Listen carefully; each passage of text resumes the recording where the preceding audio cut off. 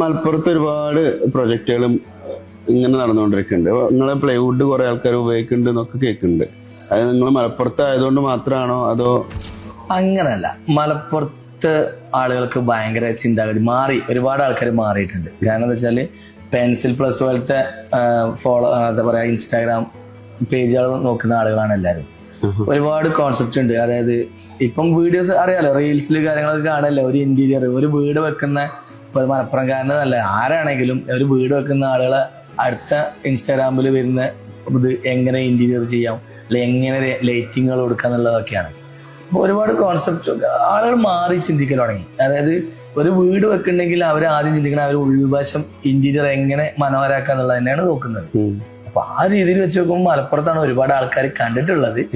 ഒന്നുകൂടി ഫണ്ട് ചെലവാക്കുന്നത് കണ്ടിട്ടുള്ളത്. അതെ, ഉണ്ടല്ലോ അല്ലെ. ഒരുപാട് ഇന്റീരിയേഴ്സിനെ ശ്രദ്ധിച്ചിട്ടില്ല. ഇന്റീരിയേഴ്സ് ആണ് ആർക്കിടെക്ട്സ് ഒക്കെ മലബാർ ഏരിയയിലോട്ടാണ് കൂടുതൽ ഫോക്കസ് ചെയ്തിട്ടുണ്ടാവുക.